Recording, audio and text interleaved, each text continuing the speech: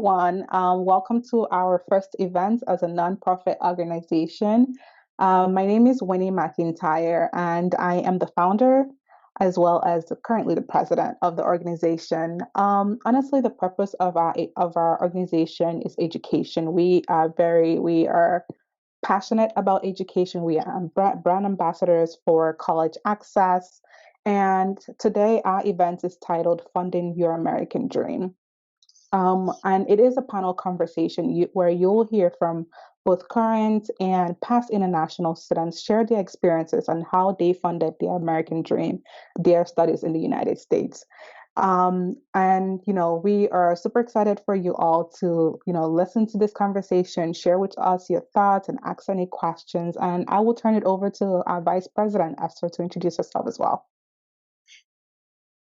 Awesome. Thank you, Winnie. Hello, everyone. My name is Esther, and I am the Vice President of the Opportunity Network. Winnie already provided you a little bit of information about our organization, and I'm equally excited to be here today because, I actually did my master's degree in the U.S., fully funded as well, thanks to Kent State University. And just a little bit before we get started, right? Just a little bit of housekeeping to guide our conversation. So essentially, we'll start off by asking our panelists a set of questions, right? And we'll leave a lot of time at the end for the audience to ask any questions as well. So we really ask that you wait a bit till the end to ask any questions you may have so that we can first get the perspectives from our panelists. And if you have any question, you can actually put it in the chat. If you're like, oh, I'm going to forget this, you can feel free to put it in the chat or just note it down as our panelists share their story because we have a portion for Q&A at the end. And you're welcome to be on camera or off. It's totally up to you. And the conversation will be recorded. So just a little bit of heads up. You see a little bit of icon on Teams as well. It's telling you that this conversation will be recorded because we want you to have access to it after it has ended, and it will be uploaded to Edu Opportunity Network's YouTube channel for those who are unable to attend. So just general housekeeping. And we're going to get started right now. I'm going to turn it over to the panelists to briefly introduce themselves.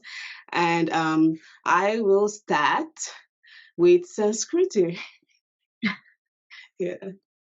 Hello, I'm Sanskriti Desai, and I've been in the US from last 7 years. I did my bachelor's in marketing at Kent State University, and I am doing my master right now at California State University, East Bay. Little bit about me: I have worked in higher education, and I have my Kent State studies were like funded for like 1.5 years, and my CSU studies is like funded like 85 percentage, I would say, for basically 2 years. So that's a little bit about me.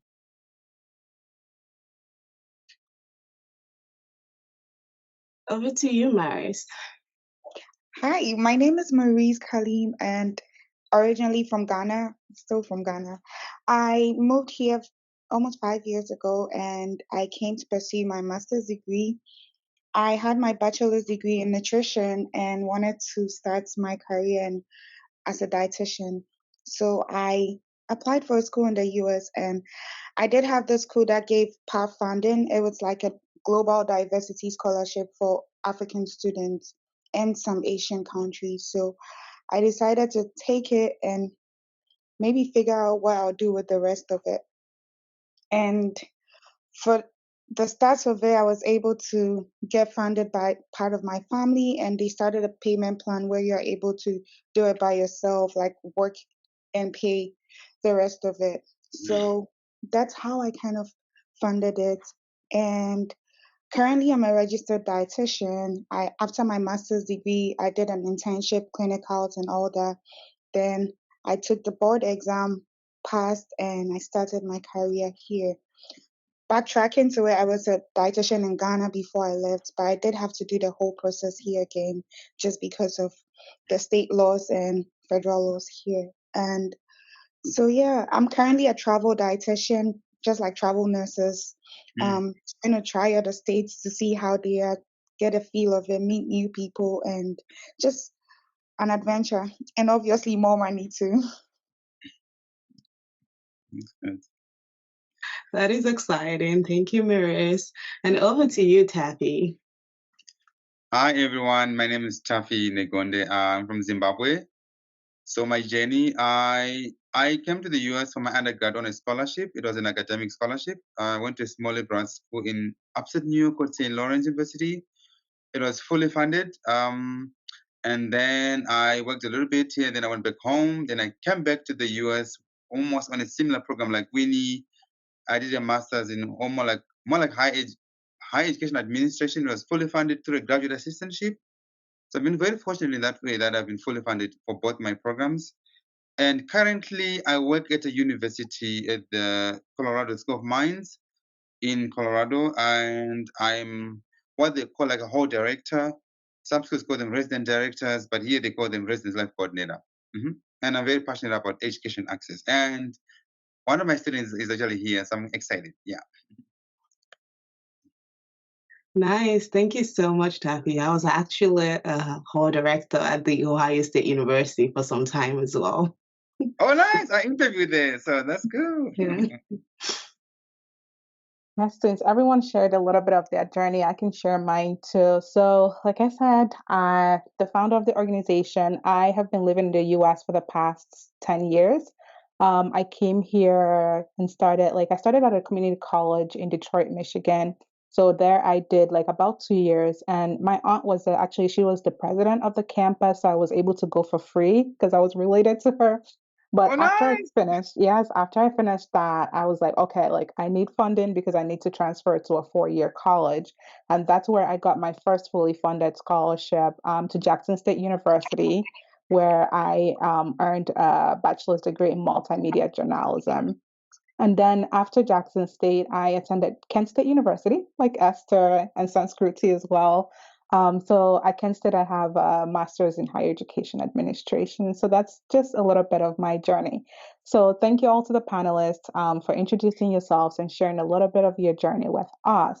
So the first prepared question we have for you guys is, what was the process of applying to schools in the US for you, and what factors did you consider?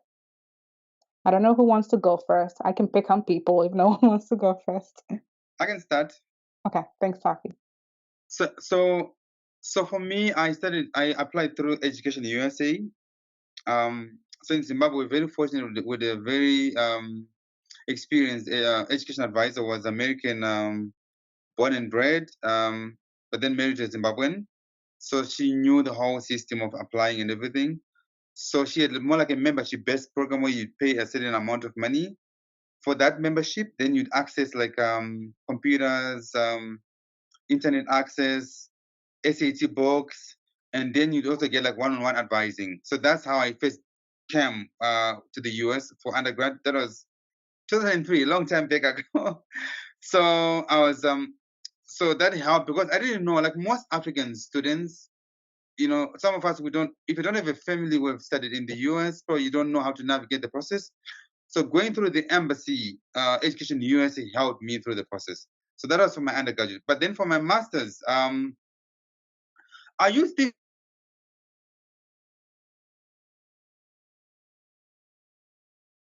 think he froze up. Couldn't hear anymore.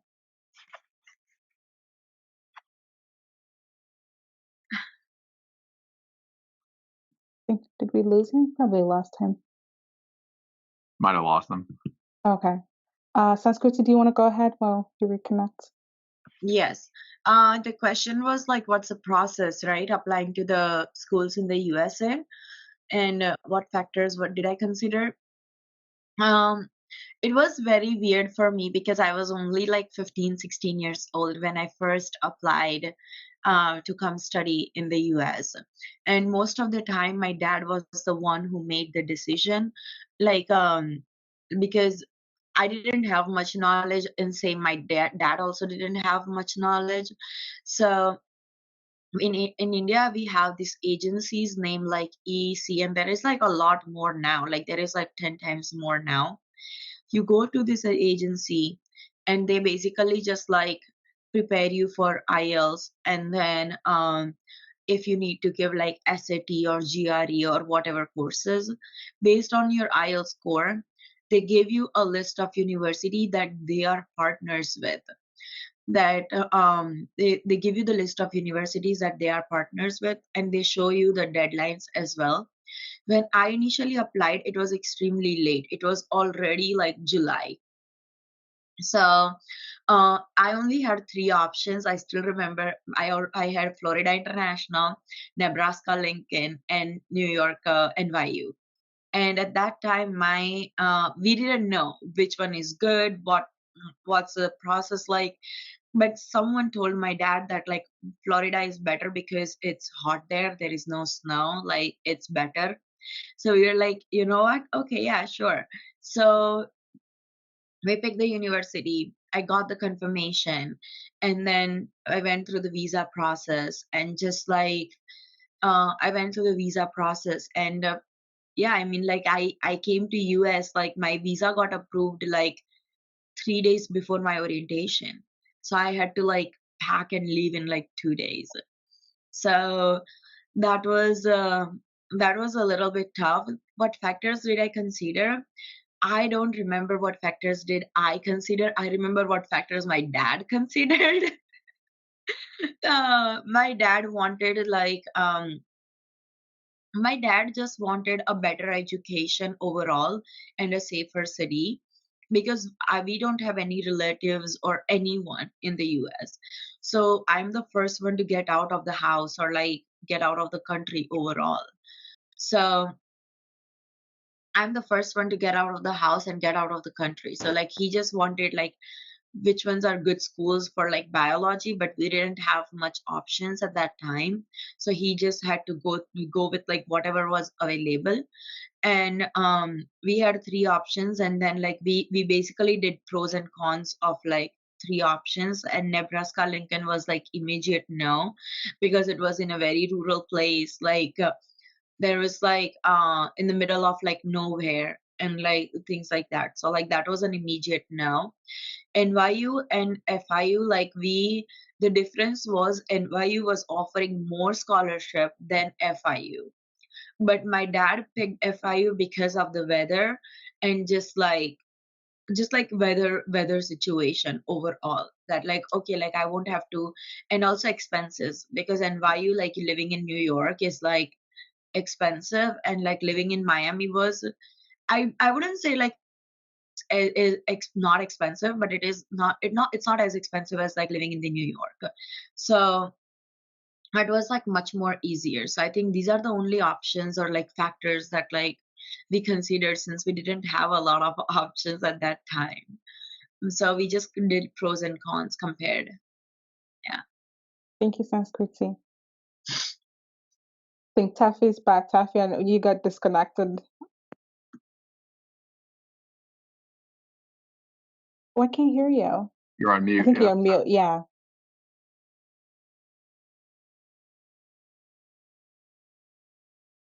Can you hear me now? Yes, I can hear now. Okay, so just to cut the long story short, I think like for me, the biggest thing was financial aid. Um, I didn't. I mean, I was looking for like full funding, so I really didn't care much about location or the weather. So it was much like, where do I get the most money? So that's what I did. So like I say, like I was fortunate to get a full ride for my undergrad, and then also an assistantship, like really graduate assistantship through for higher education for my master's. Thanks, Taffy. Maurice? So I think mine is a little bit different from everybody's because I started with different countries and narrowed it down to the US. So I was looking for a country that was like um, better for international students and cheaper. So I started with Europe, Luxembourg, Germany, Switzerland, and Canada. But then the language barrier was kind of something I didn't want to deal with. So I had to narrow it down to the US. I still applied to all those schools, but how I got influenced by University of Central Oklahoma, that's in Oklahoma City, was there are programs the embassy creates for students where some schools come to the embassy and educate people on their schools and how to get into their schools.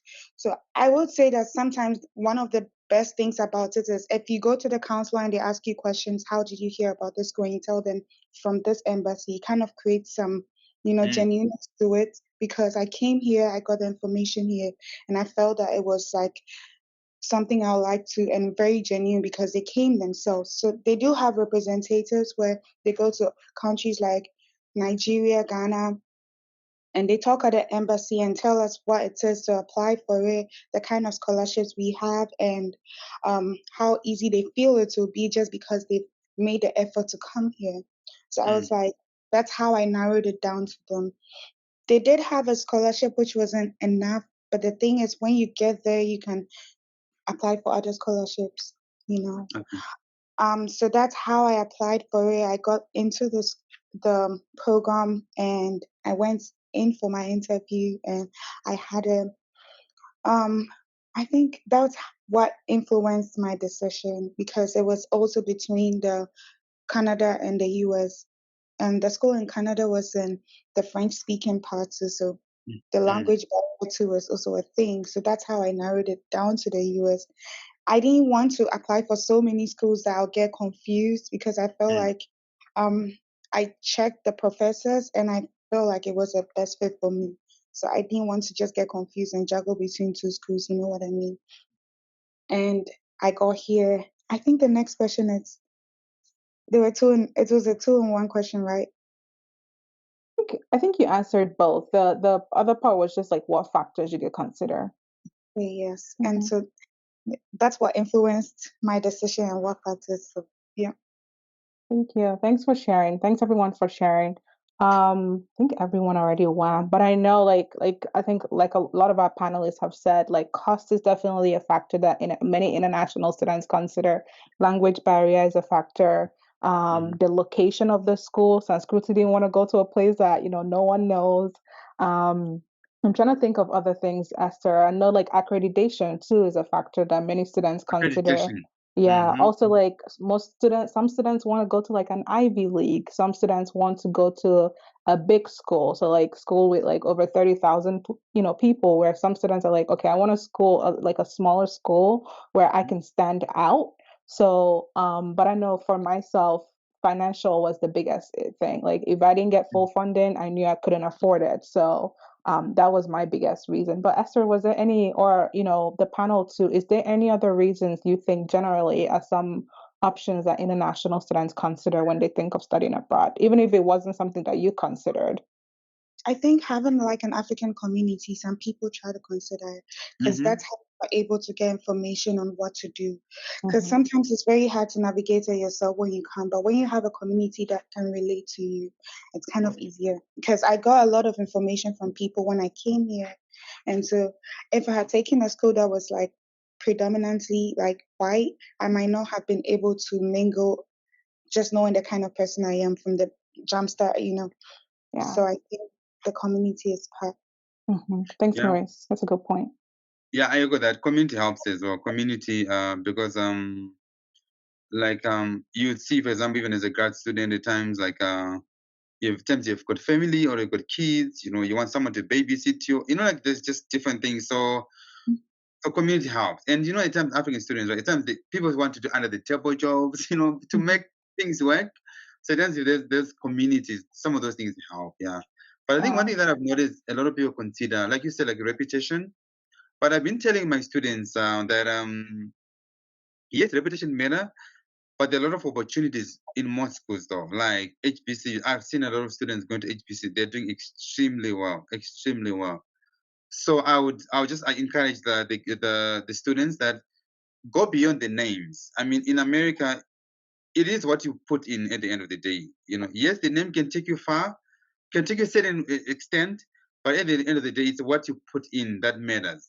So you can still do extremely well beyond the rankings. So any school here can give you opportunities. So please, when you apply, try your rich schools, absolutely, but be flexible. Yeah. Thank you. I know, Esther, because of time, I feel like we do have to move on a little bit faster. But Esther, sorry, go ahead. Right. Yeah, so we're gonna move over to the next question, which is about funding, right? And I feel like we started to touch on that a little bit, but over to the panelists. So, how did you fund your studies? I'm gonna start with Marius. Oh, okay. So I initially said the school had this global diversity scholarship where they give a certain amount depending on the time you came. So some students had automatic $2,000, some had 1,500, some had 2,500 just at the beginning of the semester when you start the school. Then depending on what you want to do, there's a payment plan. You can ask for that if that's going to be helpful to you. So that's one way that helped me. Scholarship, payment plan, family.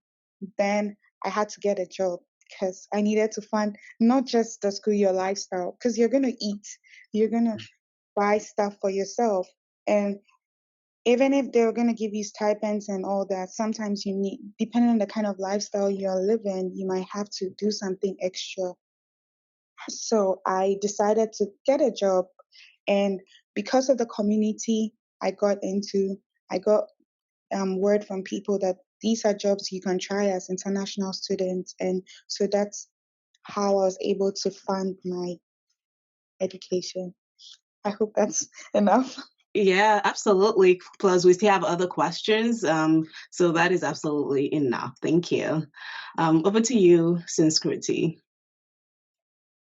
For me, it was a little different. So when I first went to Florida, like they had like $6,000 scholarship, like when you first enroll, in your first semester. But after that, they don't give any scholarship.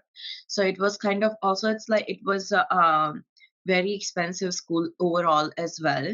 So like I decided to take a transfer, and when I decided to take a transfer, this is a very funny story.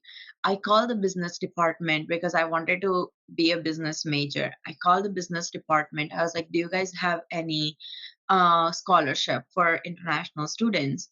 So they were like, "I think international students only get like up to $2,500 scholarship, and every semester." I was like, "Okay."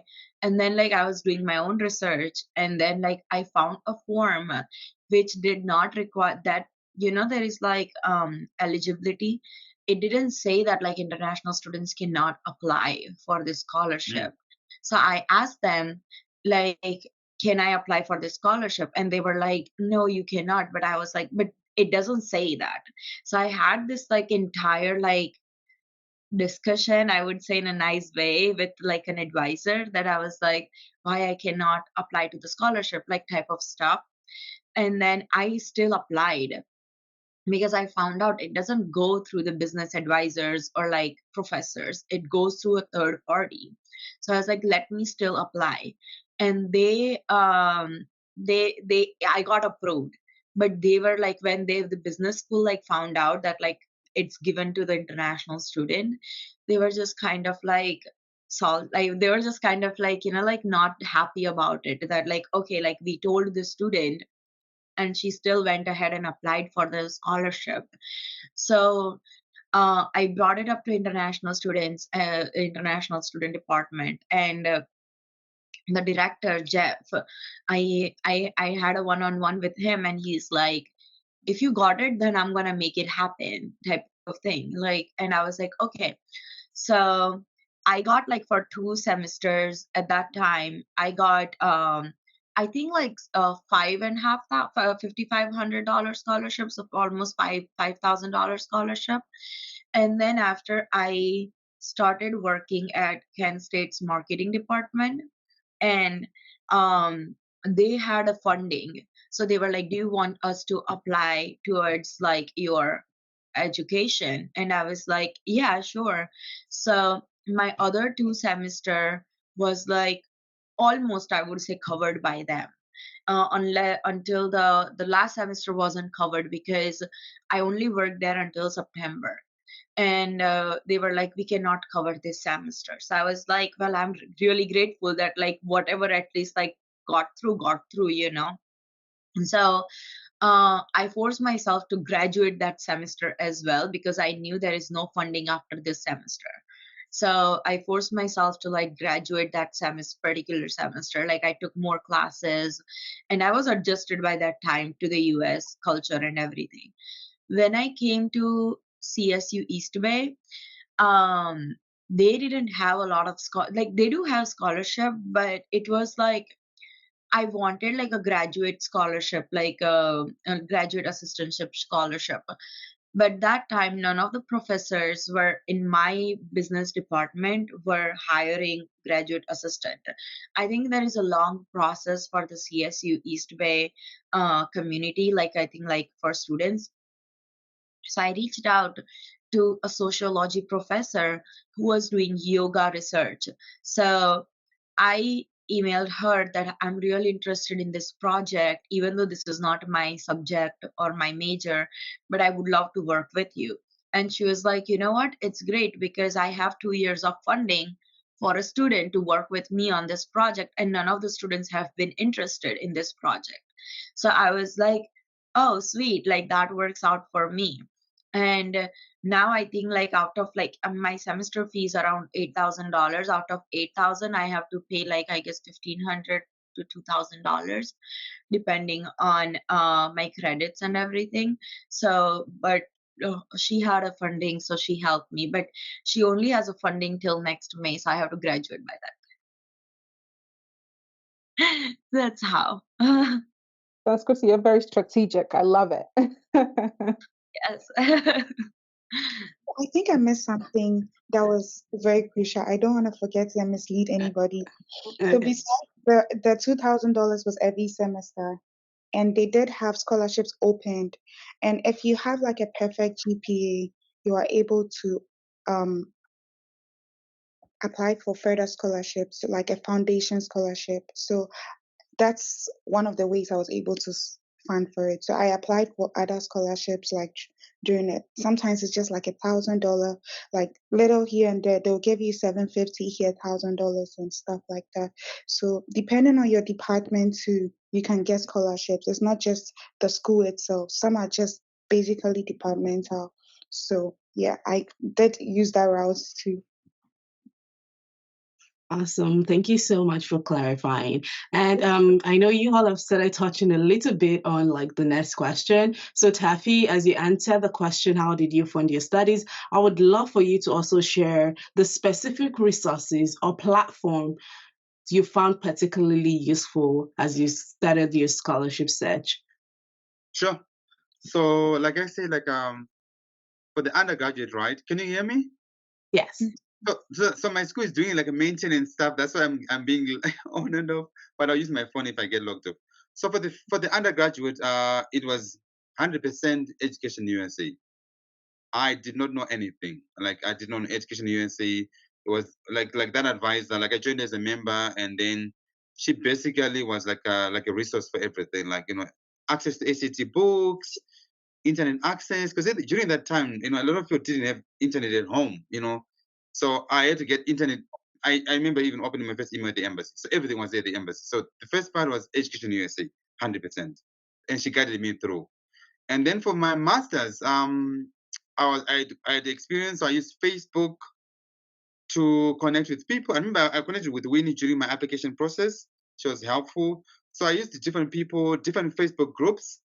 That's where like were platforms for people applying for my program. Then yeah, that was pretty much it. And then just like internet, like just Google searches. Yeah, but Facebook was the biggest resource I think outside of like just general Google search. Yeah. Did I answer you, Esther? Did. Yes, you did. What about you, Sanskriti? Like, were there specific platforms or resources you found particularly helpful? For me,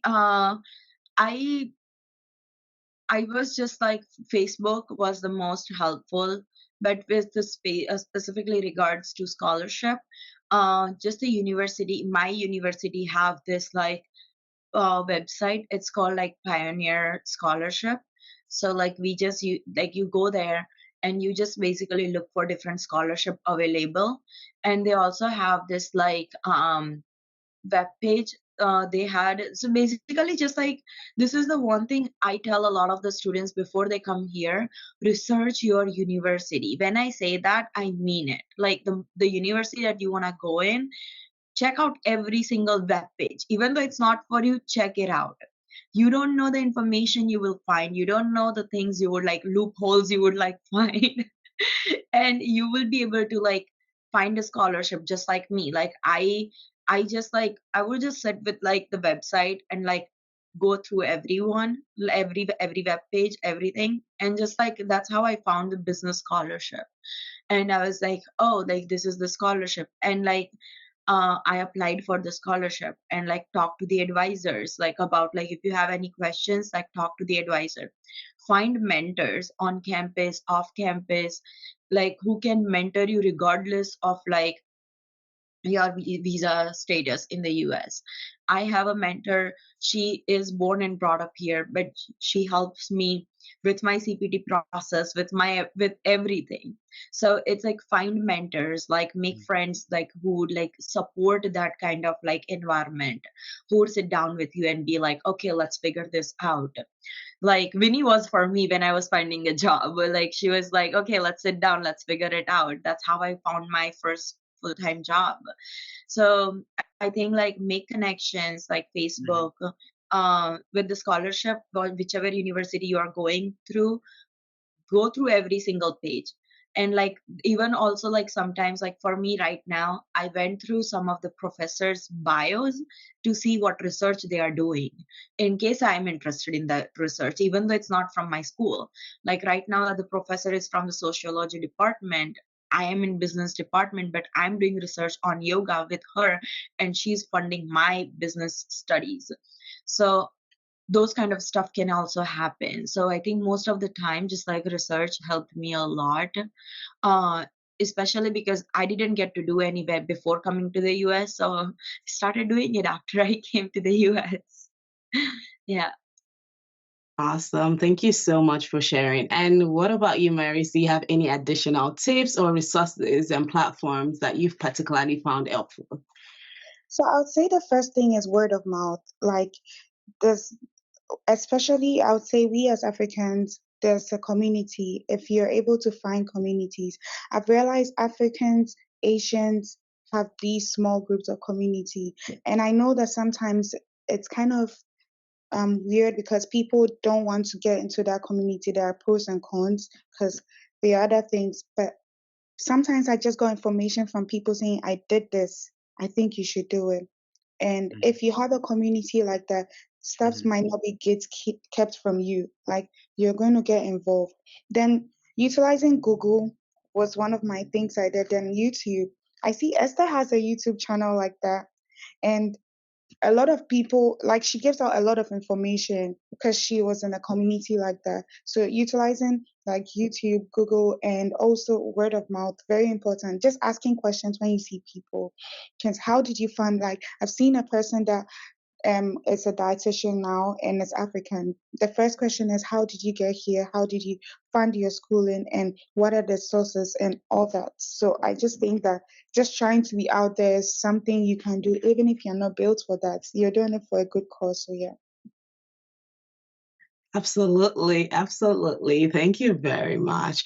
So moving on to the next question, what financial planning strategies did you use to manage your funds effectively? Because I recognize that, some of you, in addition to the scholarships, you worked as well. And even if you were on a scholarship, you still need financial planning strategies, right? To manage your funds effectively, because you have to eat, you have to buy books. You have to at least even have some fun as well, right? Because you just don't want to be stuck in a house somewhere or just studying. You want to connect, mingle with other people, even perhaps attend conferences. So what financial planning strategies did you use to manage your funds effectively?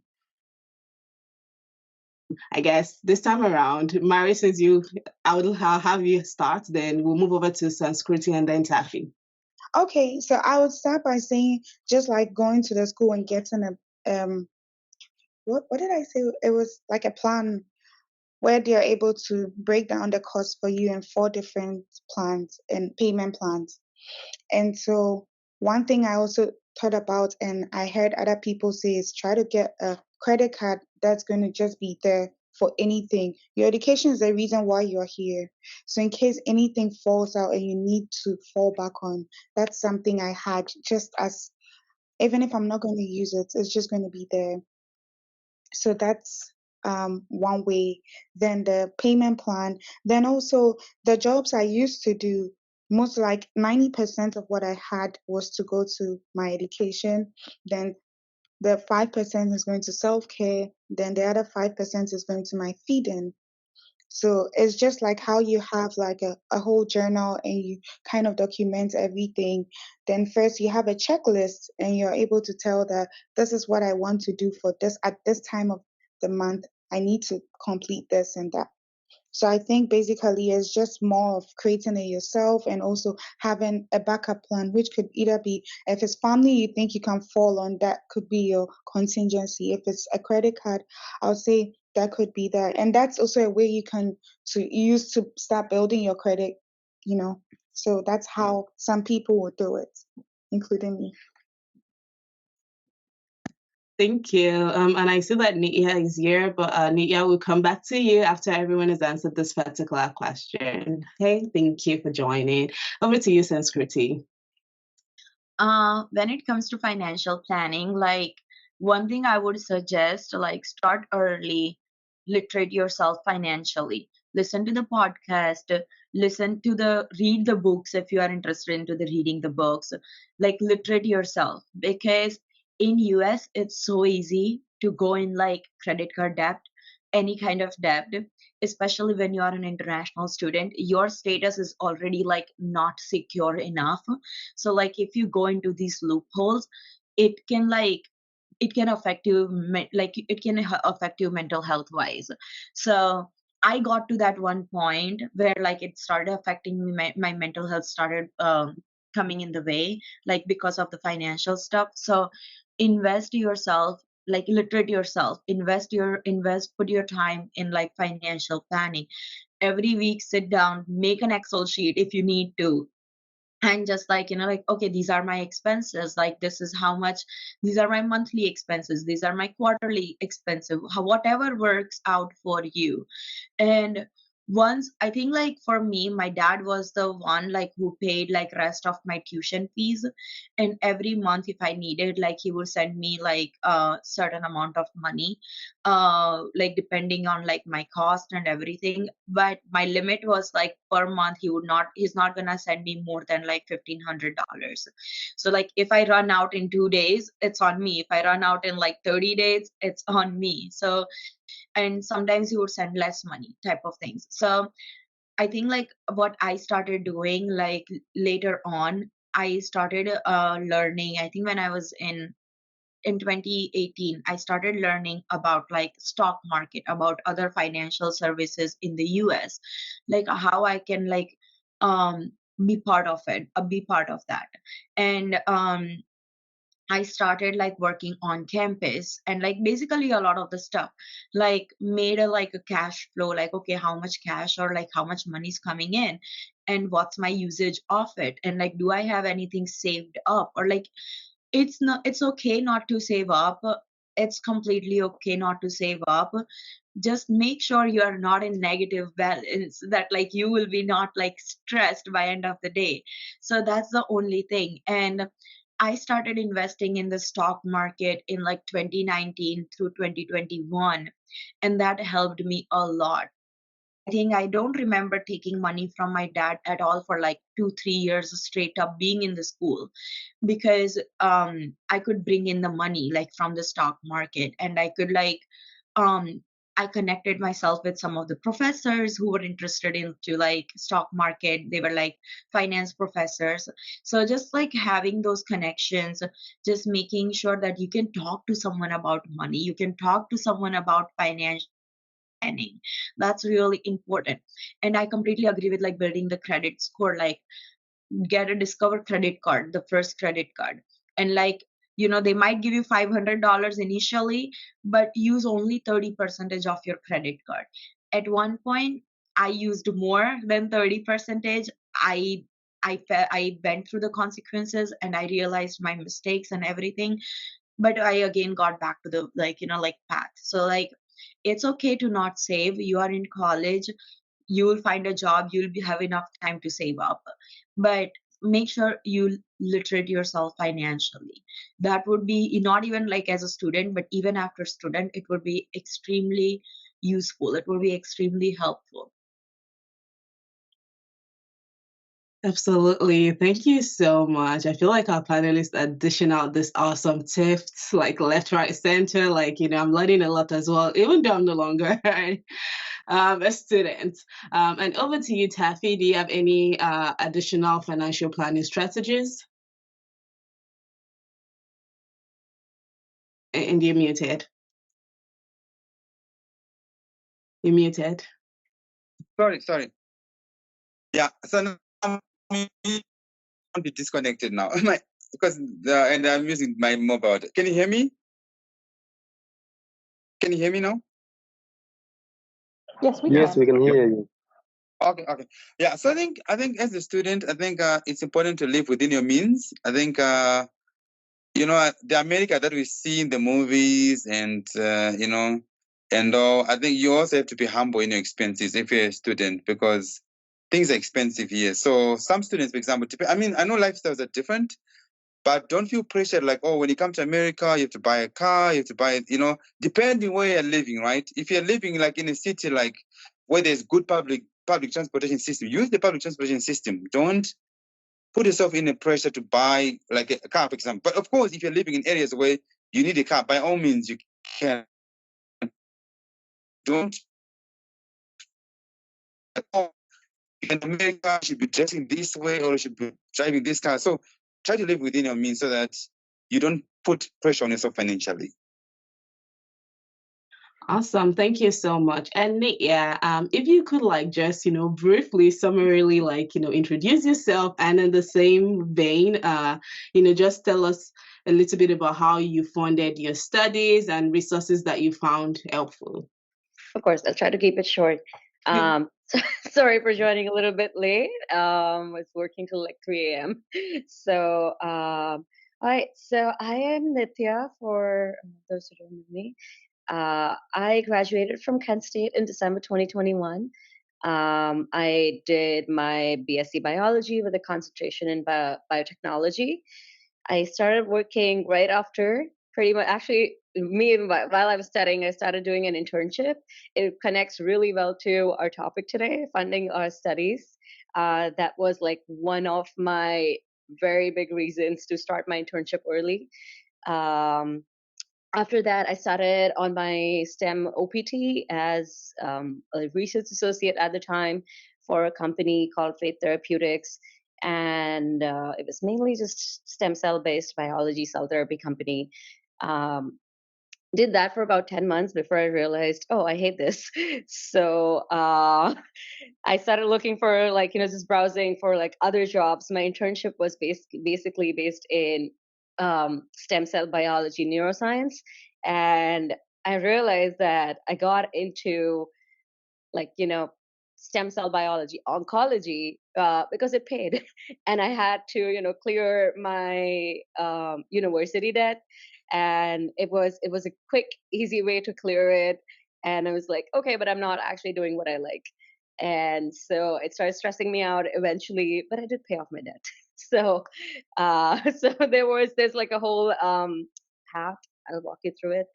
And then I started working at my current company that I work at. Unfortunately, in biotech, there was a really crazy time from, I want to say, December 2022 to now, essentially. A lot of layoffs happening, a lot of crazy things happening. I did get one good thing out of it. Everything happens for a reason. And I signed my current company before a layoff came to my company. So it was more like I signed a company and then my company laid off people, and I did not share the sentiment, and I felt bad I could not share the sentiment because I already got another job. So, but recession is crazy. So, and you feel it coming, and so it's again related to a topic. You gotta stay secure in terms of your finances because things can happen.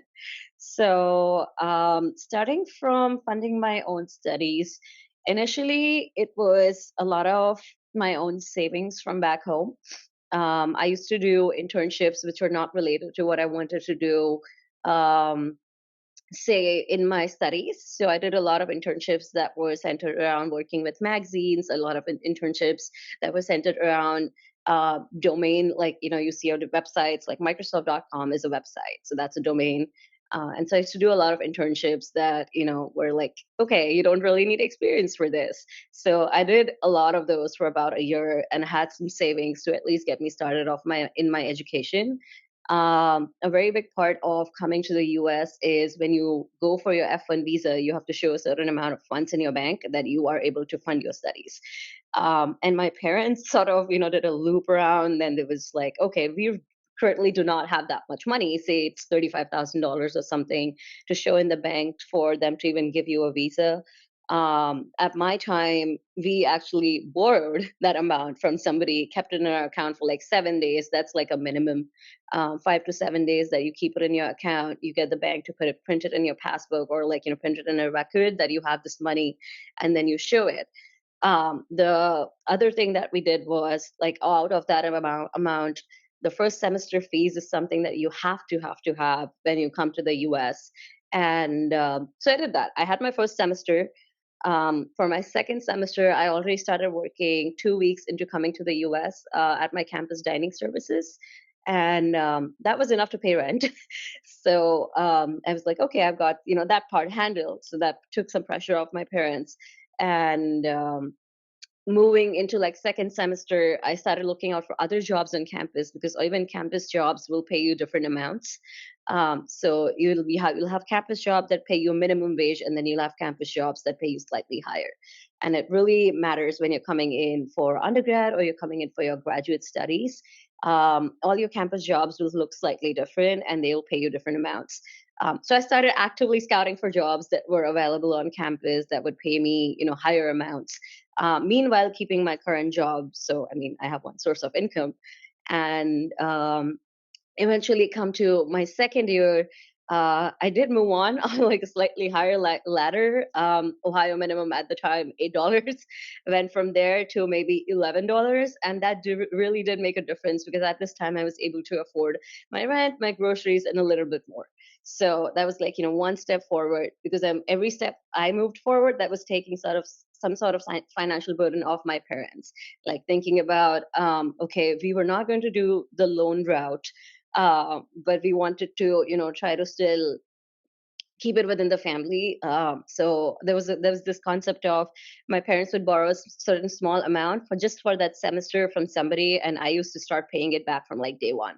As soon as I started my semester, I used to pay some of it back, and so it was sort of like this joint effort between me and my parents that I would pay some, they would pay some.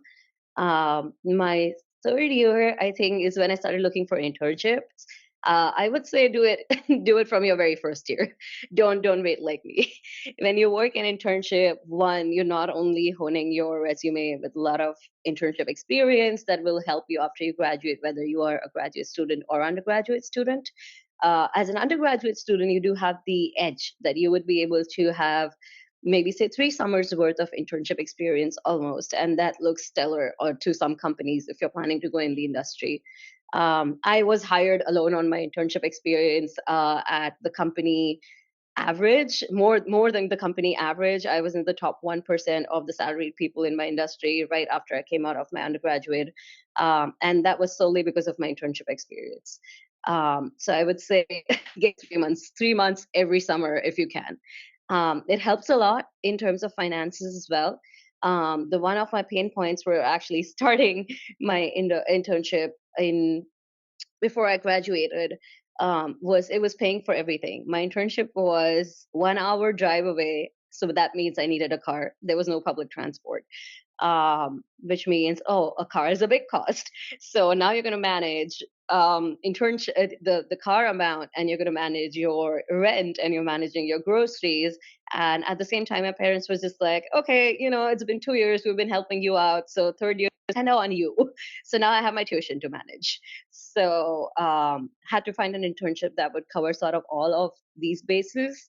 Um, Luckily for me, in COVID, somehow I landed an internship. And happy to talk to people about how to land an internship if you reach out on LinkedIn to me. But yeah, so landed an internship, did that for about 8 months, and 8 months gave me enough to pay off all of my current tuition amounts, my summer tuition amount, and a little bit over for my debt as well that I had to give to my parents. So internship can really, really make a difference. And that sort of actually helped me understand what I didn't want to do when I started in the industry. So I would say for funding opportunities, one is to look for experience that comes with the money. Like, you have to find something that is going hand in hand. You can't really singular it out.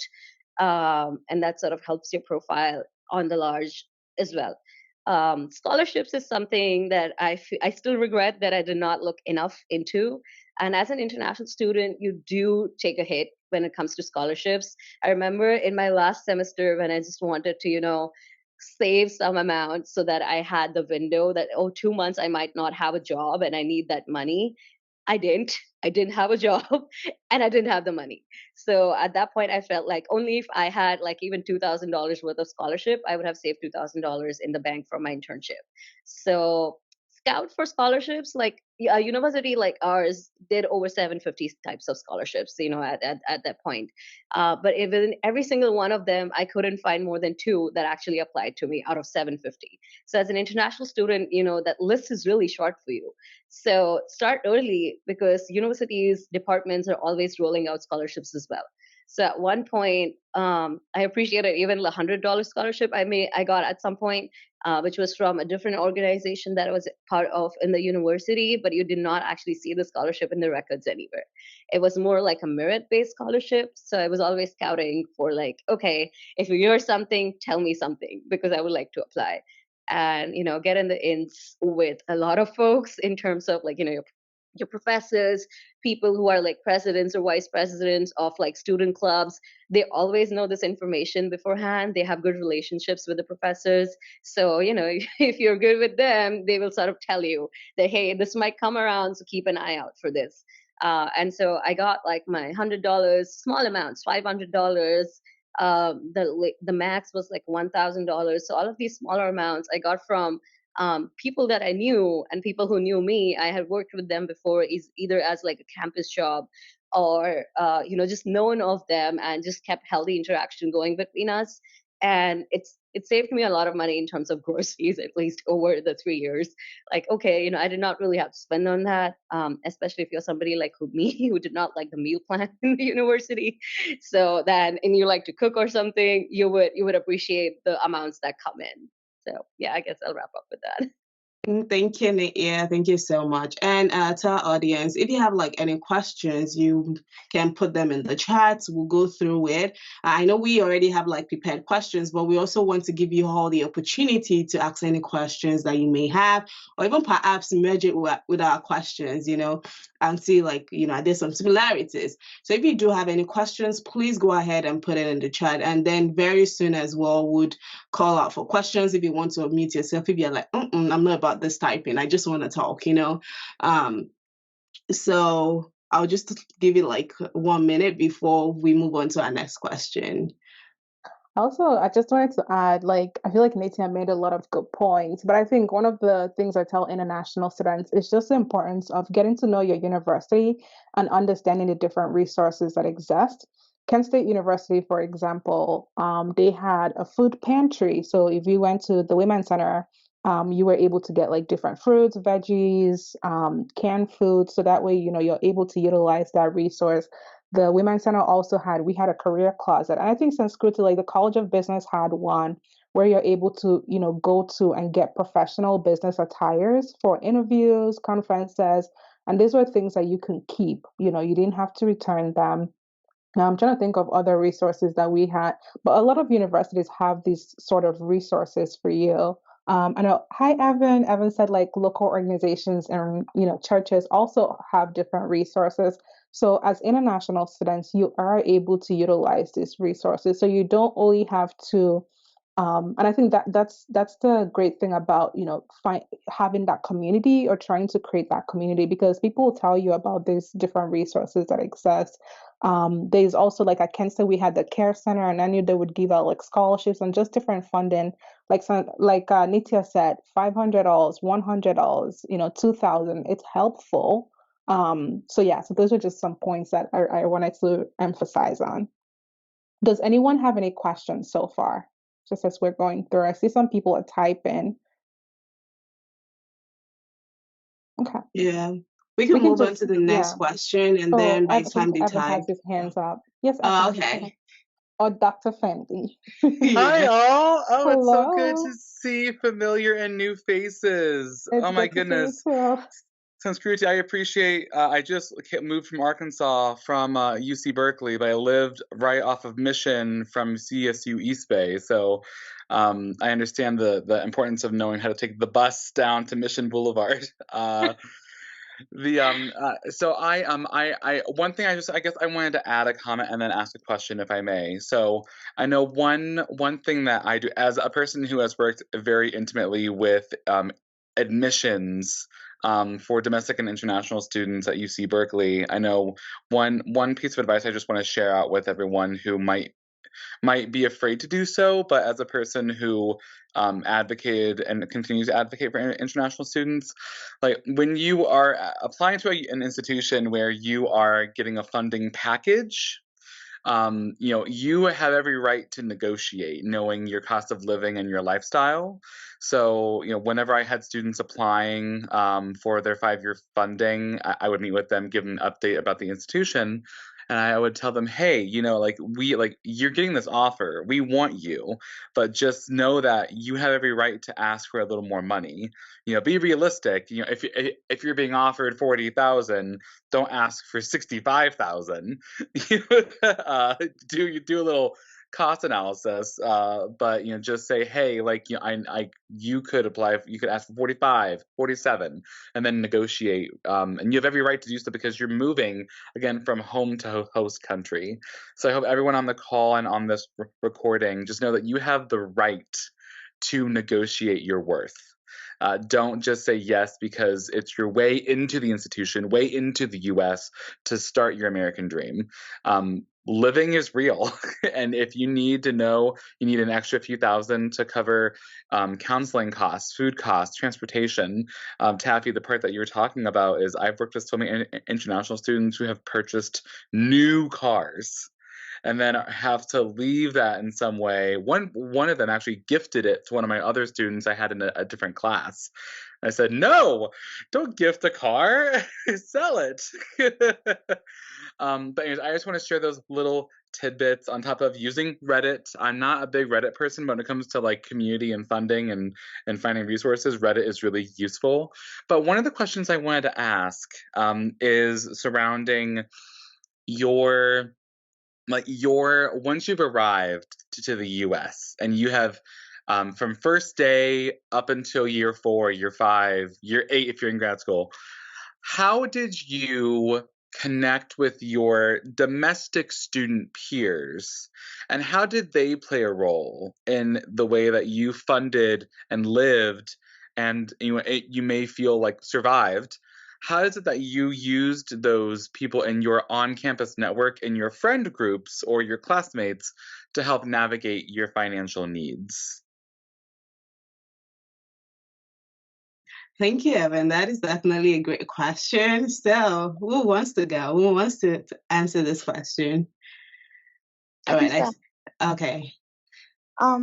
So before I came, like I said, there was an ambassador for Ghana from my school because the school used to come to Ghana and other countries at the embassy to just give us information, just to get people to come to the US. And so because they had an ambassador, we did have an IG page, an Instagram and Facebook page. So it kind of created a network, a platform for connection network. So that's how it started. So anytime we needed information on how to fund this or which who to go to, it started from the page.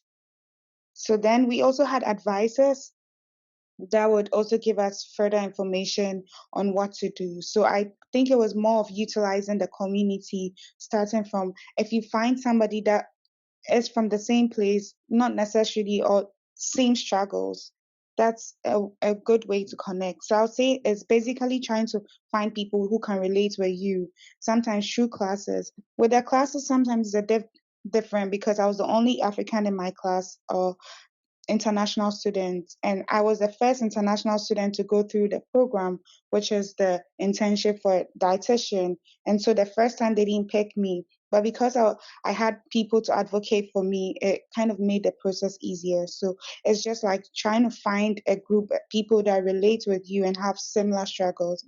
I would say that's how I was able to navigate that. Thank you. And I see Taffy, you have your hands raised. Yeah. So what I can say is that what Evan asked, like for the domestic students, for example, I think you definitely have to use those resources, right? Because if you move into a new country, local students, domestic students, they know their place, right? They know where they thrift shop, for example. One thing that I utilized, for example, finances that helped me the most was thrift shops. Like some people would say secondhand shops. I don't know what terminology people use in different countries, but because most Africans, or most people, not just Africans, some people are coming to the US with little budgets, right? So before you start working on campus, you don't have the social security, or you can't get paid, or I didn't have a lot of money when I came to the US, so I had to get clothes or winter clothes in a thrift shop, right? And at times, like, who knows where to get those? It can either be the international office or it can be the domestic students. And at times, I remember I needed to buy like some groceries or some personal stuff. My roommates drove me to Walmart. I didn't have a car. You're not gonna Uber to some of those places, right? So either you're gonna get it from the international office or from your friend networks, your classes or your roommates, or so utilize those resources. You are not an island. Yes, I had friends within the African community, within the greater international student body, but I also was intentional. I also was very intentional in terms of like linking up to my American students as well.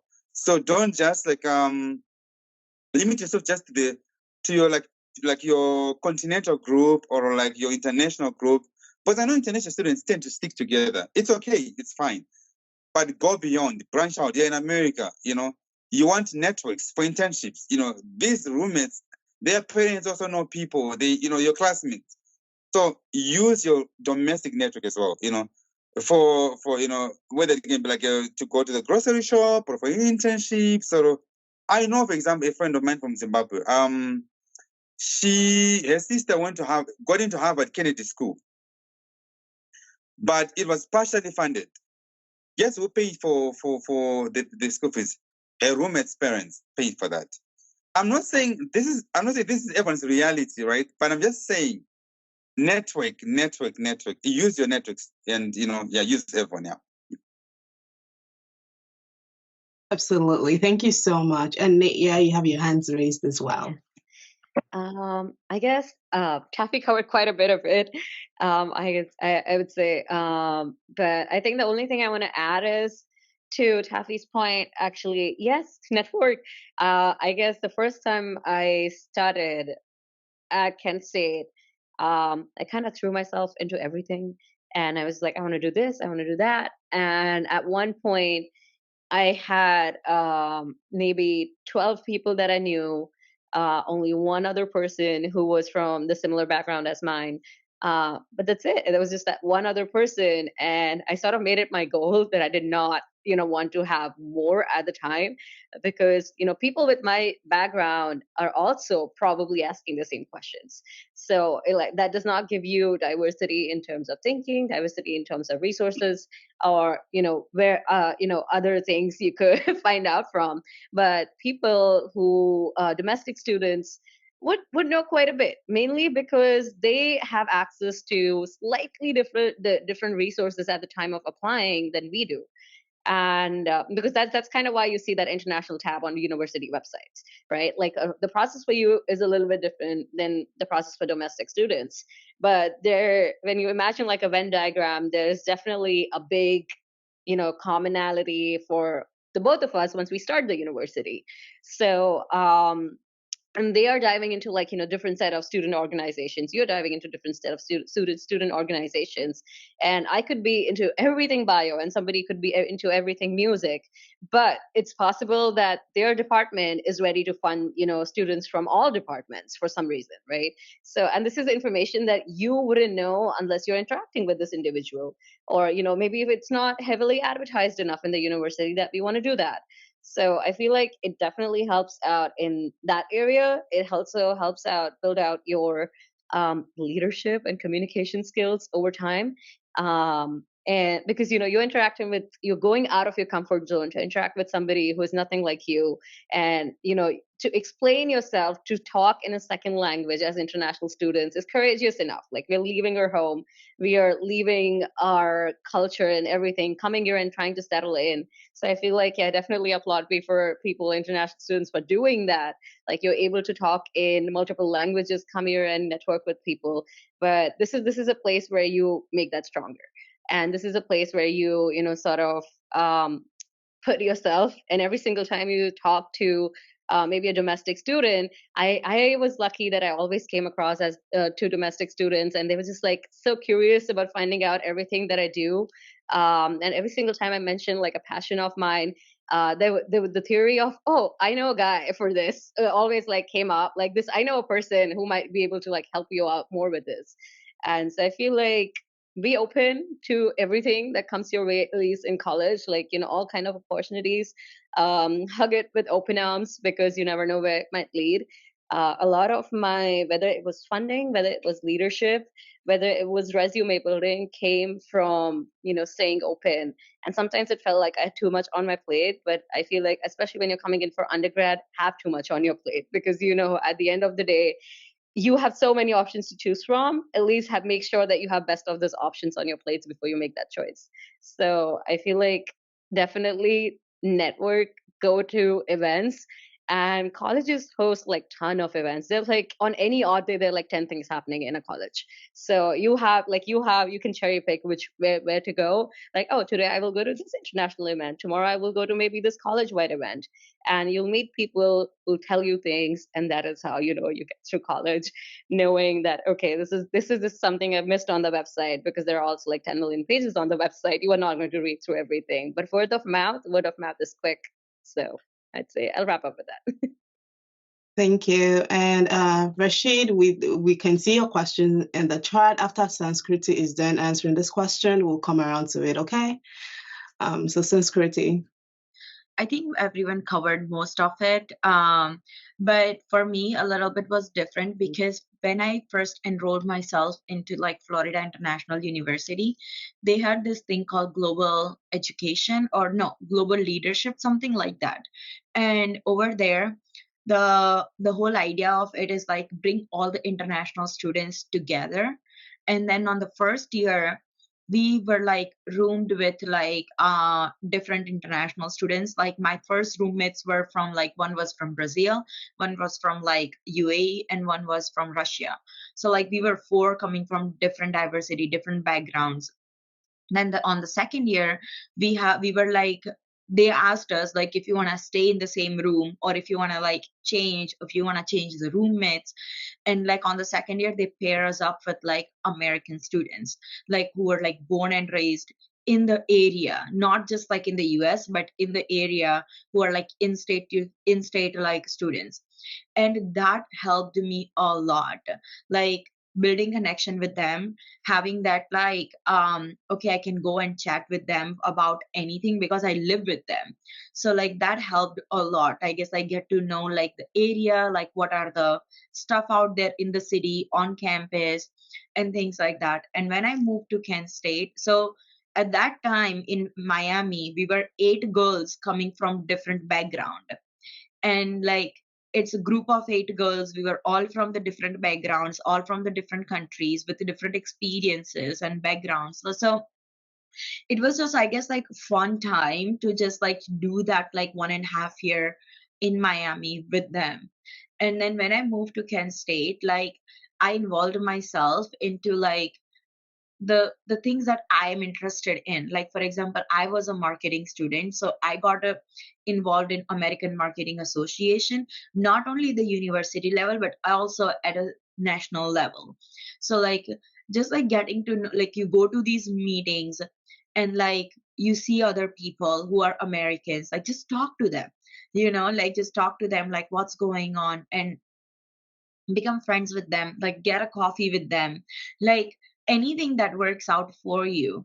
Like I personally prefer to have a diverse friends group, or like diverse group of people like in to connect with, because you get to know different culture, different like experiences. And Nitya's absolutely right, like they know more about here than we do, because we are unknowns, like we don't know a lot of stuff. And if someone who could be like very helpful is them. Like when I moved to like Hayward, East Bay, it is like I made like some like Indian American friends, and like every single time they would be like, "Oh, do you know this like Indian food place? Like we should go and check it out." And like they were born and raised here, but like they helped me give so much exposure to California overall than like I could ever imagine. Like now I'm all out and about with them, but like it's always like I reach out to them, like, oh, do you know, like they would be the first people, like, like I know these people, I know the person type of thing. So it's like really, really important to like, as much as you want to be in your community, like people like you who comes from your country, that's good. That makes you feel like home. But then at the same time, like get out of your comfort zone, like it will help you a lot with communication skills, like Nitya said. Like it helps a lot, like getting that grip on like American English. It's like it took me a lot. Like it's good to have like what is the word for it, like like you talk in English, but like it's your native language is also involved in it. So like it's okay with that as well. But for me, like now I'm able to speak like kind of like English very fluently to anyone. It's like it's kind of like a proud moment for me, because when I first came to US, I didn't know how to speak English at all. At all. I did not know how to speak English. So it's like I would go to the classes, I would just sit in the room, do nothing. Just because I was all the time on phone with like my friends from India, with my mom, because I had such a homesickness. I had such a hard time getting out of that like phase. So now I am here, like being able to talk fluently in English. I think that comes from like people who you hang out with here, who are from here. So because with your home country people, you're gonna talk in the home country language. So it's not gonna grow, you're not gonna grow on that side. So it's really important in my opinion.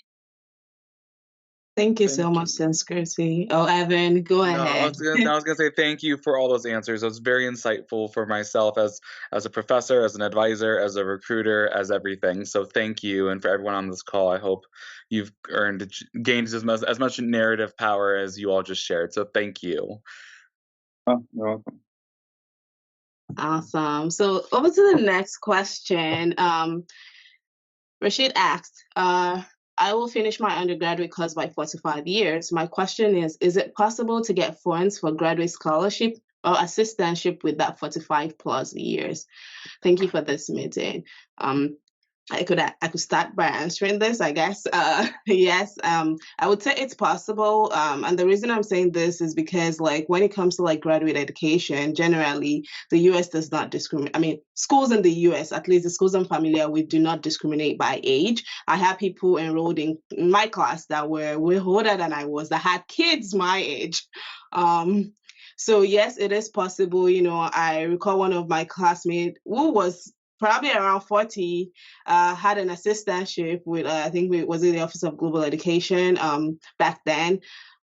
So yes, it is possible. Ultimately, I feel like everything depends on your material, like your application materials, like how well you can defend like, okay, this is why I want to study. Now the visa is another story, right? But like for the purpose of admission, it is absolutely possible. See, heaven, heaven in the comments. So yes, and over to our panelists or anyone else who wants to answer this question before we move on. Taffy. Yeah, so just supporting what you said, Esther, the discrimination. I mean, like age, if you look at like even employment, like age, gender, all those things, they are not supposed to discriminate on any based on those parameters. Just to give you this year, one of my clients, so I also help students apply from Zimbabwe mostly. Anyway, one of my clients, she's 50 years old, and she got a full assistantship to the University of Vermont, full graduate assistantship. So, and she's 50 years old. Yeah. So age is nothing. You're based on your merit. Like you say, Esther, your materials, your experience, your academic credentials, your personal statements, your overall story. So yeah, that's what matters. Your age is not an issue. Yeah. So don't worry about that. I think I also just wanted to clarify a little bit. I think age does not really, because I think of it as like it's a protected class in terms of admission. But I think when you're going for the visa interview, which is I feel like tougher for a lot of other people typically. So I think that's where you really need to make sure that you're able to, you're able to articulate like the reason why you want to study in the US. There's always a question about, are you going to come back to your country? It should always be yes. And back it up with how and what you'll do when you come back here. So I think the visa interview is something you have to prepare more for. But I think in terms of admission, I don't like age is definitely not an issue. Yeah, absolutely agree. So does anyone have any other questions? Because we want to make sure that we get all the questions our audience wants to ask, and perhaps our questions have answered some of the questions you had, because we built it around what what you guys gave to us. You're like, okay, we want to learn more about this, so we build those questions around it. Okay, Winnie, do you want Also, to take it maybe, away? yeah, I guess I was also even going to ask like people in the audience, like, it sounds like Rashid is interested in coming to the US. Is everyone else interested in coming to the US? Are you guys already in the US? Like maybe outside of funding, but funding is a big thing. So like, are there any other, because we have current and past international students. So are there any other questions relating to studying in the US that you have, or anything that you'd like to learn more about, since we already have this space, so why not utilize us as your resource? I think someone was typing. Okay, Rashid is typing. And I think also one thing I wanted to highlight while we're still getting questions in is like that's the purpose of why we found it. Like our organization, Edu Opportunity Network, we're really focused on college access. So like I shared, I got a fully funded scholarship for undergrad. I did the same for my master's program. Like through our organization, we're helping people. If you're interested in coming to the United States, if you go to our website, like we have universities that fully fund your program. Like we can tailor things to you. We want to be able to help people, especially low income people. So people who come from low income backgrounds, poor backgrounds. Like we want to help you get to study in the US, fully funded. So we'll help you with looking at scholarships that for your specific program. We'll help you with preparing for like your visa interview. And that's why we have like these webinars as well. And I think that's another pitch. Like if there are other topics as it relates to studying the US that you want us to do, like you can message us on our social media, you can put in the chat in this conversation, and we'll keep that in mind as well as we plan.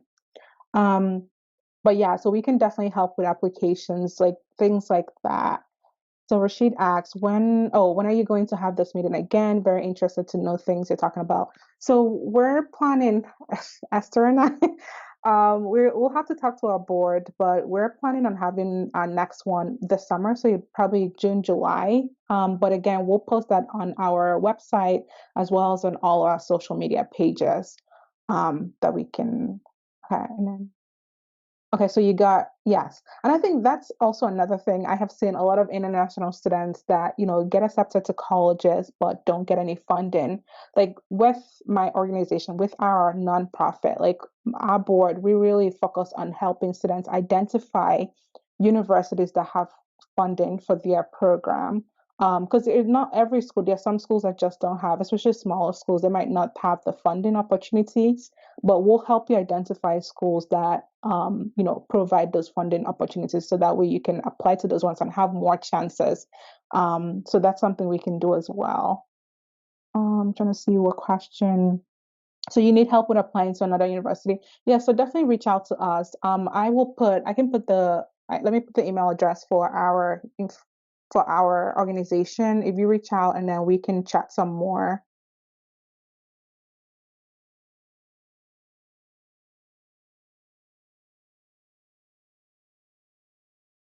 Okay, so there's a question. Is there any disadvantage of college in the US? Any disadvantages? What does our panel have to say? Sanskriti, go ahead.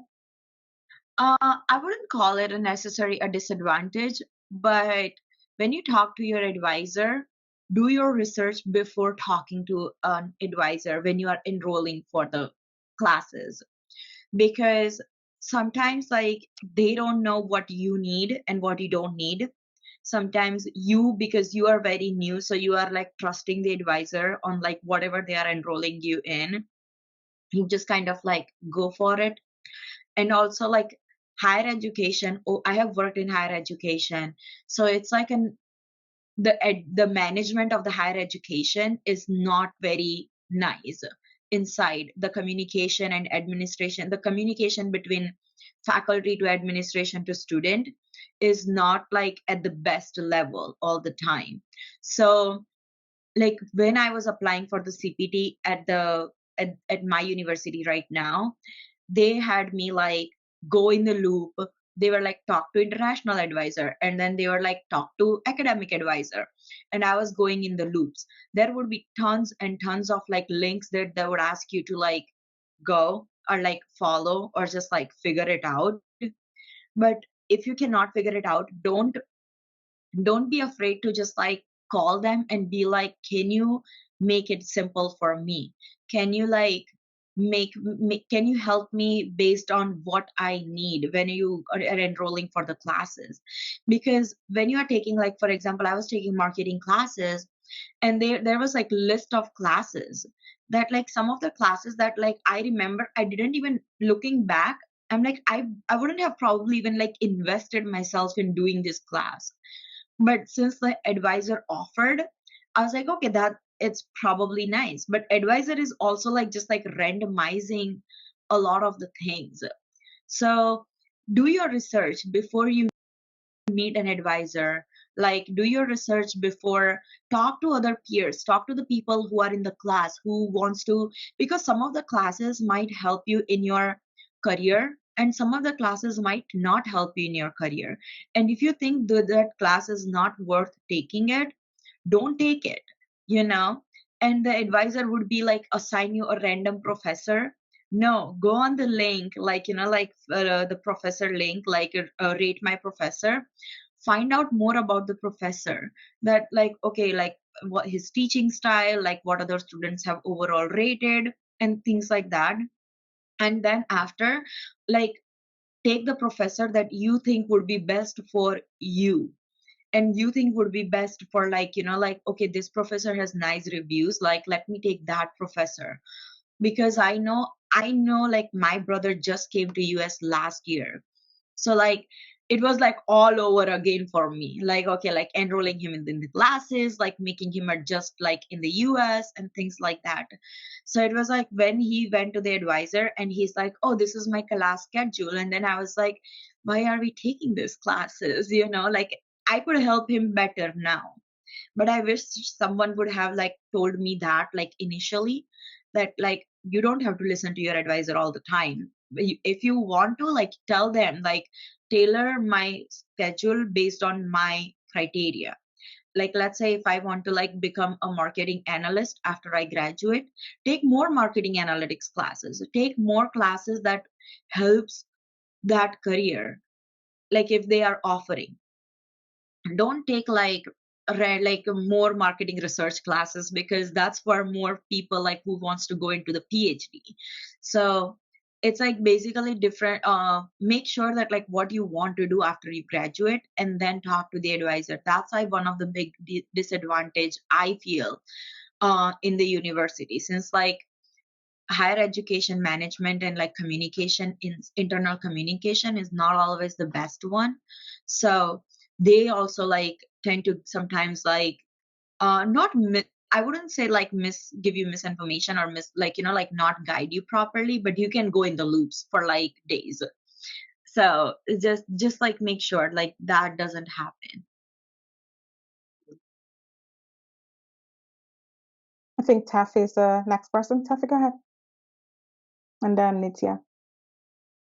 So for me, I think I can just add that the biggest challenge with studying in the US for international students is navigating the immigration process after graduating.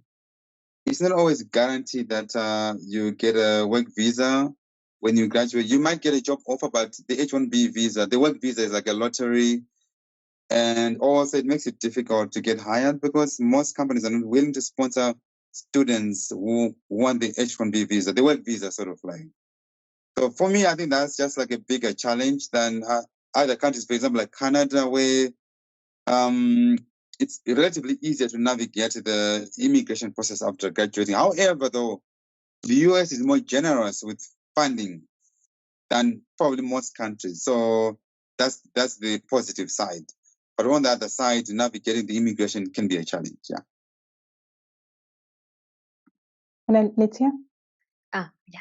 So, I guess if you were to compare like advantages or like disadvantages, the biggest advantage you have with your home country is that you know a lot of things. And when you don't, you can ask your parents. And when your parents don't know, you'll ask your neighbors.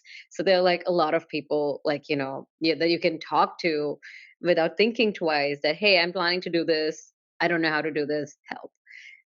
But in the US, I feel like when you come, everything sort of feels a little daunting. This new country, and you're like, oh, what does the process look like here? And to Tappy's and Sanskriti's point, yeah, I mean, there are different struggles that you might get because every university is a little bit different. Some universities are good at something, and some universities you have to try to figure it out. It's like digging deeper. Um, Immigration is tricky, yes. I guess this is to the point where building out good relationships with people in a university really comes into play. And this I can say like with almost experience in terms of like immigration, it was a struggle, but not while coming, not even I would say mid university, but when getting out of the university. If I was in my home country, I would just graduate and I would find a job, and I don't have a timeline.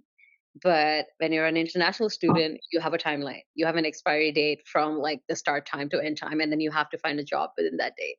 So you're under the gun, sort of, to find that job between that uh, period that you have allotted. Um, Once you do find that job, there's more paperwork to fill out. You will hear about random numbers in forms.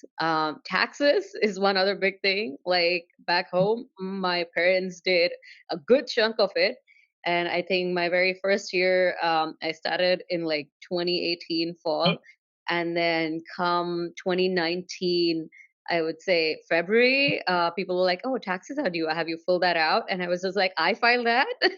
I did not know that. So, but for some reason, I thought, oh, my university would file that for me, but they're not your parents. So they would not file that for you, and you have to file it. And then that's when the process of, okay, there is this form and there is that form. Are you filling out the correct form? And then it's also like, oh, you can't put one wrong thing and technically it's a fraud. And like, oh wait, I'm an international student and now I have to take care of this as well, because it's I am already doing so much. On top of that, you're it's like you're asking me to adult question mark. So I think a lot of the times there's just so many other things that you just don't have to think twice about in your home country. But when you come here, you're just like, so 50% of what my parents have been helping out throughout my life now is just on me. And like, in like 3 days period from the time you got left your home country to came here.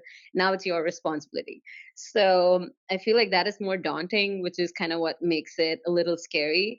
That is one part of the process that I find a little bit harder to digest, because the first time I did my taxes, the first person I wanted to reach out to was somebody in the ISSS office, and they had a sheet prepared for me. Like, here's the information, and beyond that, we cannot help you, and you have to pay for like tax services. Um, you can file your taxes for free, which otherwise, once you start working, you do pay for if you have services that you want somebody else to file it. Luckily, in the university, you actually don't pay for it, but you do file your own taxes. That means you are your own CA or like tax lawyer. Um, and when questions like those arise, it's legal that the university can't help you. So it's more like the university is also not able to help you with that. And I find that to be kind of like a disadvantage. They will prepare as many sheets for you as they can. That this is the box, you fill this out, or to the best of your knowledge, and you're constantly like double questioning yourself. To the best of my knowledge, is that correct? So I feel like that is one part that makes it a little difficult. The other being that if you do not network well, like Sanskriti said, there might be loopholes that you fall into. For me, having that really strong network right around the time that I was graduating, that, oh, everybody else is filing for CPT. Somebody filed for CPT last year. Let me reach out to this person, ask for all their forms, what they did exactly. This really helps, because I think I submitted my papers maybe 10 days before the actual deadline, and I did not even file my own papers. I had an amazing roommate who filed it for me.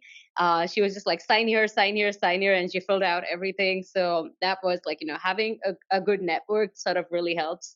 But also try to do it yourself, because the next time I had to do it, I was lost. I was like, what did you do again? Where do I have to sign? So I would say having a good network, especially in terms of like these smaller intricacies that the university may not be able to help you with, that otherwise in your home country are much easier to understand, um, is kind of just daunting, not tricky, not like a disadvantage. You chose the study abroad life. So it kind of comes with it that you will learn new things every single day. It comes with it that you have to adjust, and you have to read like blogs, you have to go on Reddit, you have to try to find out things and make sure that you're doing things right. So if not physically taxing, I feel like more all of this might be a little mentally taxing. So that's like the only disadvantage that I see in study abroad life, that everything is like a learning lesson. And at one point you sort of get to like, oh, I'm learning so many things every day, that I just want to take a break. And at home you can do that. Here you are on a TikTok timeline. So I think that's the only difference. Thank you so much, Nick. Yeah, thank you. So would like to wrap up a little bit now. And as we wrap up this conversation, and Nick, yeah, great segue, because I feel like you already gave a lot of advice. So I'll just take the advice from like the other three panelists, I guess briefly within 2 minutes. And I'll start with Maris. If you have any final advice you'd like to share with our audience, perhaps related to like planning their financial future, or any unexpected expenses they should be prepared for, moving to the US, or even just any general advice you have as we wrap up this conversation. So over to you, Maris. I think I'll start by saying that there is nothing like adequately preparing yourself. You should be open to adding new stuff to whatever you've planned. Because I quite remember that when I was coming, I was trying to get marketable courses to take. Because in as much as we all want to come here, our end goal is to get ourselves into the market and get some money. So the first thing is, what do you want to do and how are you able to do? And the kind of person you are, do you like to stay in your comfort zone, or are you the kind of person that's out there? So with a person like me, if you put me anywhere, I can start talking to anybody there. If you're the kind of person that you can't, then you should start from the beginning. You should start to kind of create that life for yourself. Like, oh, I'm not the kind of person that's going to go out there, so let me carefully plan things and get a job that's going to be like that. I don't have to do so much by trying to get people's help or that. And if you feel like you can ask people for help, I don't think it's the best place for you. You should be able to solicit. You should be able to even advocate for yourself, because sometimes you can easily get cheated if you don't. Not sometimes they say a closed mouth doesn't get fed. If you close your mouth, you're not going to eat anything. So sometimes just ask the best questions you can ask. Even if you feel like it's a stupid question, you might never know how it can help you or help somebody else. So that's the first thing I like to say. The second thing I like to say is, um, anytime you come here, be prepared for change. If you want to change, don't feel like because I started with this, I have to continue with this. It might be worth it, because you never know. Some transferred from one school to another, which was the great thing for them to do at that point of time. Some people stayed in the school because they didn't want to change, and now they're suffering it. So I feel like preparing to change is one thing we should actually put in mind when we are moving here, because you never know what's ahead of you. And networking is something I would say, keep networking, whoever it is. I know, just be careful because it's a place you don't know, but just network as much as you can. And that's what I have to say for now. Thank you so much. So over to you, Taffy, and we end with Sanskriti. So Maris, thank you for sharing that proverb. A closed mouth doesn't get fed. I like that. Yeah. So yes, different network. What I can also add is just that if it's your dream to come to the US, just persevere. Not everyone gets accepted the first attempt. So just keep trying. Apply again next year with better experience. Don't give up. Don't give up. Just try. And I would also challenge you, if you're going to come to the US, also come with an open mind. Some of the systems here are different from how we do things. Like, just give something that's so blatant. The issue of gender, for example. Most of us in Africa will come from very conservative backgrounds. Like culturally conservative backgrounds. So in the US, be prepared. Come with an open mind. Your roommate or your classmates might be LGBT or gay, or like in that, like, so come with an open mind. Like, come with an open mind. If you're gonna come to the US, because those discussions will be in your face, and so just come with an open mind. Even like culturally, right? Like, we come with a different. Like, everyone comes with prejudices, stereotypes, but come with an open mind. Come to unlearn and relearn. So, but it's a beautiful experience. Honestly, it's worth it. It will challenge you, but you'll be a better person out of it. Yeah.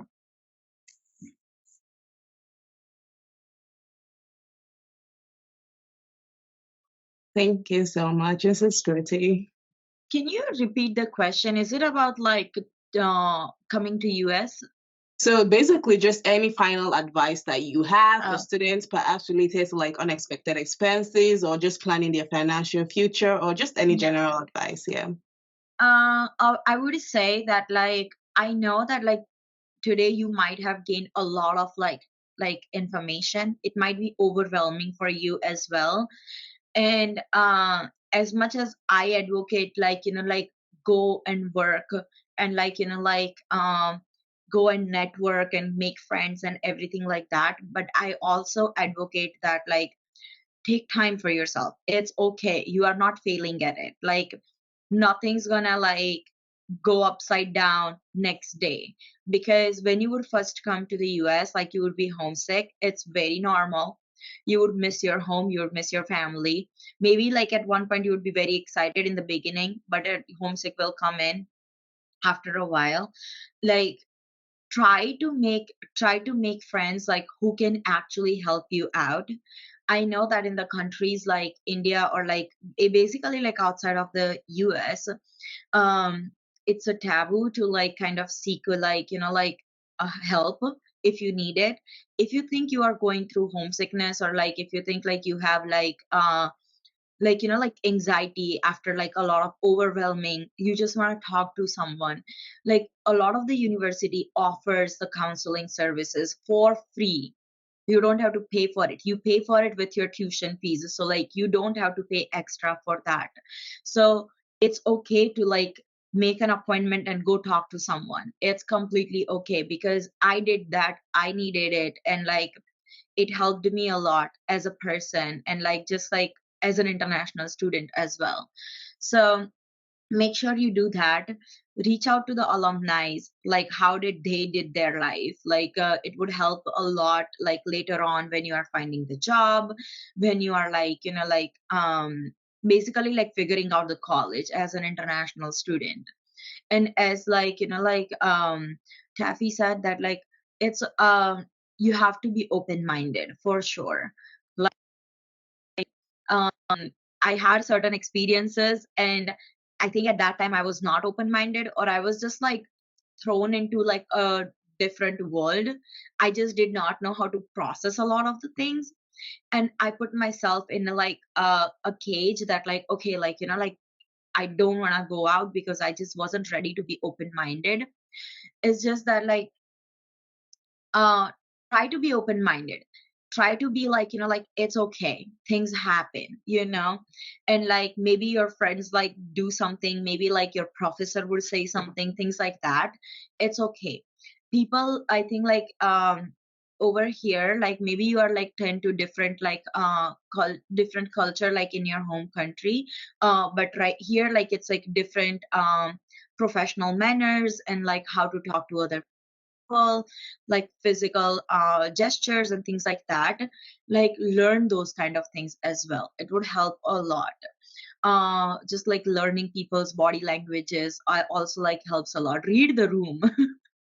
Read the room. I've been in a place where I'm like just like like didn't read the room, and like I've been embarrassed before. So read the room.